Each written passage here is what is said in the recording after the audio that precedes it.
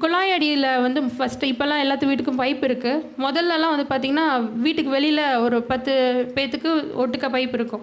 அந்த மாரி இடத்துல 3 பெண்கள் வந்து நின்னு பேசிட்டு இருக்காங்க. அப்போ 3 பெண்களும் தன்னுடைய குமாரர்கள பத்தி பேசுறாங்க, பசங்கள பத்தி. அதில ஒரு அம்மா சொல்றாங்க, "என் பையன் வந்து ஸ்கூல் ஃபர்ஸ்ட்டுங்க. நான் இப்போ 10த், 12த்லாம் எழுதியிருக்கான் இல்லையா, அதில ஸ்டேட் லெவல்ல மார்க் எதிர்பார்க்குறேன். என் பையன் அவ்ளோ நல்லா படிப்பான்" அப்படின்னு. அடுத்த அம்மா சொன்னாங்க, "என் பையன் ஸ்போர்ட்ஸில் ஃபர்ஸ்ட்டுங்க. அவன் வந்து இந்த இடத்துல ஸ்டார்ட் பண்ண மாரி இருக்கும். செம்மையா ஓடுவான்" அப்படின்னு அவங்க அம்மா சொல்றாங்க. 3வது பையன அம்மாவ பார்த்து கேட்குறாங்க, "உன்னோட பையன் என்ன பண்ணுவான்? அவன் எதில நல்லா படிப்பானா? நல்லா ஸ்போர்ட்ஸில இருக்கானா?" அப்படின்னு கேட்கும்போது, இந்த 3 பெண்களுடைய பசங்களும் வராங்க. வரம்போது இவங்க அப்படித்தான் தண்ணி குடத்த எடுத்துட்டு நடந்து போறாங்க. அந்த 2 பசங்களும் போயிட்டாங்க. 3வது பையன் என்ன பண்றான்னா, அவங்க அம்மா கிட்ட இருக்கிற குடத்த வாங்கிட்டு, "ஏம்மா இப்ப தண்ணி எடுத்த?